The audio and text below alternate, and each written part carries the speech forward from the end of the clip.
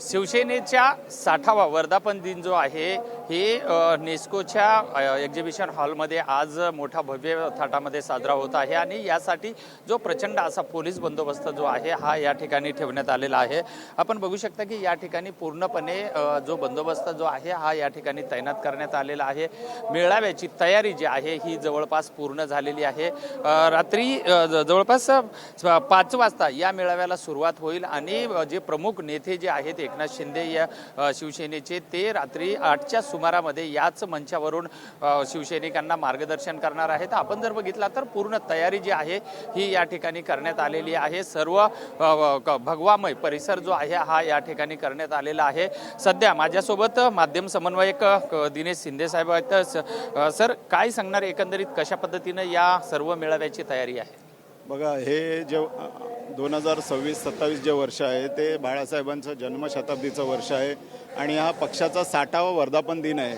आपल्याला कल्पना असेल की 2022ला शिवसेनेला नवसंजीवनी देण्याचं काम कोणी केलं असेल तर एकनाथ शिंदे साहेबांनी केलेलं आहे। त्यांच्यासोबत त्यांचे सगळे 40 सहकारी येऊन शिवसेनेला नवसंजीवनी दिलेली आहे आणि 2024च्या निवडणुकीमध्ये आपण पाहिलं असाल की आम्ही 80 जागा लढवलेल्या होत्या, त्याच्यातल्या 60 जागा आम्ही जिंकलेल्या आहे। 40चे आमचे 60 झालेले आहेत आणि आदरणीय एकनाथ शिंदे साहेबांचं जे नागरी विकासाचं काम आहे, पायाभूत सुविधा असतील, लोककल्याणकारी योजना असेल, लाडकी बहीण योजना असेल, अन्य काही योजना असतील, ह्या सगळ्यांनी प्रभावित होऊन सर्वसामान्यांचा नेता म्हणून आदरणीय एकनाथ शिंदे साहेबांची प्रतिमा या महाराष्ट्र राज्यामध्ये तयार झालेली आहे आणि त्यानुसार ह्या जनतेचा विश्वास असल्यामुळे विविध पक्षातील लोक शिवसेनेमध्ये येत आहेत आणि शिवसेना दिवसेंदिवस ही वटवृक्षाप्रमाणे मोठी होत चाललेली आहे। आजचा जो मेळावा आहे या मेळावा सुरुवात किती वाजता होईल आणि शिंदे साहेबांचं भाषण किती वाजता होईल आणि प्रमुख नेते कोण असणार आहेत की जे भाषण करणार आहेत? शिवसेनेची सगळी नेते मंडळी या कार्यक्रमाला असणार आहेत। आमदार असतील, खासदार असतील, लोकप्रतिनिधी असतील, स्थानिक स्वराज्य संस्थांचे पदाधिकारी असतील, आमचे मुख्य पदाधिकारी असतील, हे सगळे लोक एकत्र येऊन हा पारिवारिक सोहळा आहे, आजचा वर्धापन दिन आहे। त्यामुळे पक्षाची महाराष्ट्र राज्यातून नव्हे तर संपूर्ण राष्ट्रातून, आमचं संपूर्ण भारत देशामध्ये सुद्धा शिवसेना आता पसरत। भाषणामध्ये कोणाची यादी आहे का की जे प्रमुख भाषण करतात?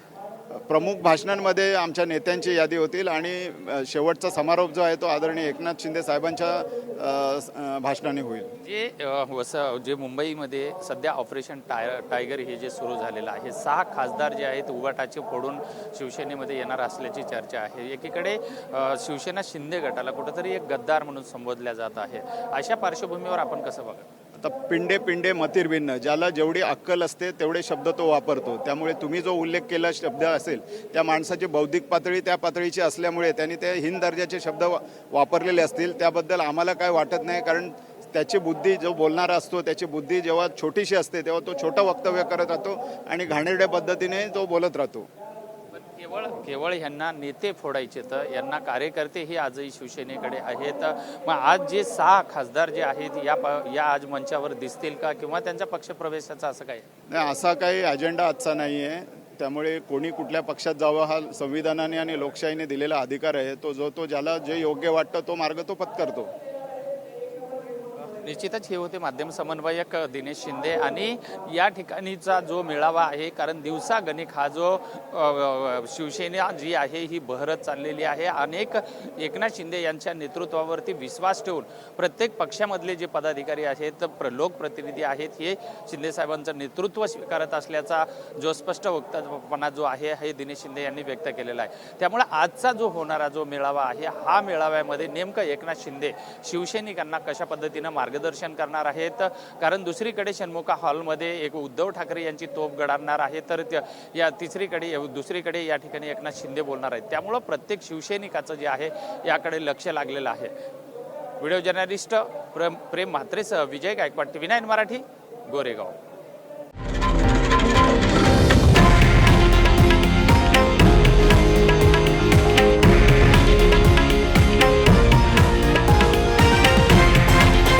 हे आहे देशातील नंबर 1 न्यूज नेटवर्क आणि आपण पाहत आहात TV9 मराठी, एकमेव।